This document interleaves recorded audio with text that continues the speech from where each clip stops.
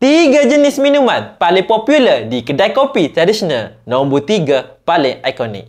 Pertama, kopi O. Kopi O adalah kopi hitam yang disediakan tanpa susu atau gula. O merujuk kepada kopi tanpa susu. Jadi kopi ini biasanya disediakan dengan gula. Namun ada juga yang boleh meminumnya tanpa gula kerana kata mereka liku kehidupan lagi pahit daripada pahitnya kopi. Hahaha. Kedua, teh O.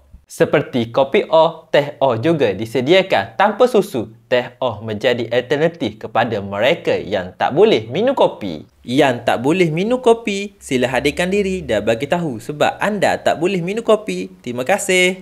Ketiga, teh tarik. Teh tarik boleh dikatakan minuman paling popular di kedai kopi tradisional. Menjadi minuman ikonik di kedai kopi tradisional, teh tarik terdiri daripada daun teh dan susu pekat manis yang dibancuh dengan air panas. Selepas itu, minuman ini akan ditarik berulang kali menggunakan 2 cawan untuk menghasilkan buih di atasnya. Lagi banyak buih, lagi sedap rasanya. Hahaha.